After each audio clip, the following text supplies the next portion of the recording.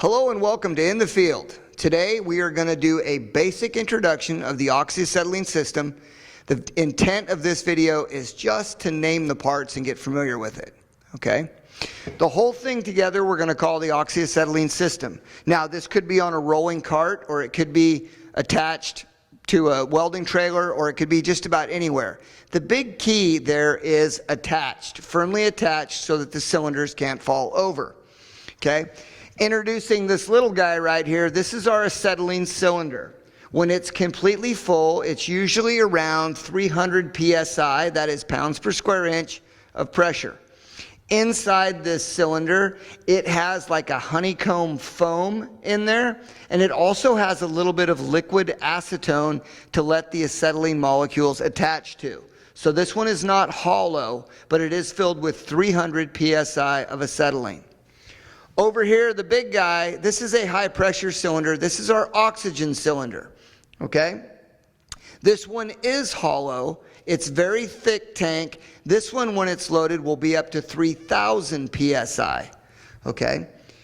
The safety feature here with the acetylene is that it is flammable.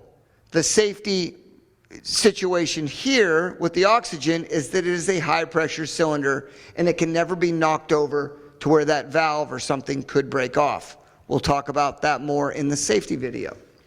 But two cylinders firmly attached to the cart. At the top of each cylinder is a valve. This is the oxygen valve and of course the acetylene valve. All right? Next to the valve we hook on what we call a regulator. A regulator only lets a little bit of gas out at a time. For instance, if we have 3,000 psi in this tank, but we only want to use out the hose, say 25 or 30 psi at a time, this allows us to slow down the flow. All right? Same with the acetylene regulator. Coming out of the regulators is our lines. Our acetylene line in this case is red and our oxygen line is green. That's almost a universal. Most of the hoses that you find for oxyacetylene systems are red and green. I have seen them black and black. I've seen them all the way orange, but most of them are red and green. The way that you can really tell them apart is that the acetylene hose has a little notch in the fittings. That notch is an indication of reverse or left-hand thread, and so that you cannot get these switched. Acetylene always has left-hand thread. Oxygen always has standard right-hand threads. Okay? And once again, it's denoted by the little notch in all the fittings. The hoses come down.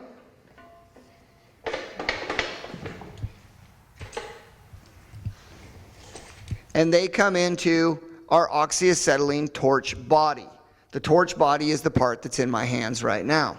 Now, at one side of the torch body are the valves, acetylene valve and oxygen valve. And then in this particular torch, I have a cutting attachment to it, which lends itself to a adjusting valve for oxygen and a cutting bar. And we'll talk more about that in the operations. Okay? So this is one of the oldest tools in the welding industry, in the modern welding industry, I should say. And it also is one that is as important today as it ever was. It's sort of a timeless tool, and we'll be using this from time to time. But I wanted you to get a quick acquaintance of the parts. Real quick, again, with the parts in reverse order. Cutting tip, torch body, torch valves, oxygen and acetylene. Oxygen hose is green, acetylene hose is red with reverse threads.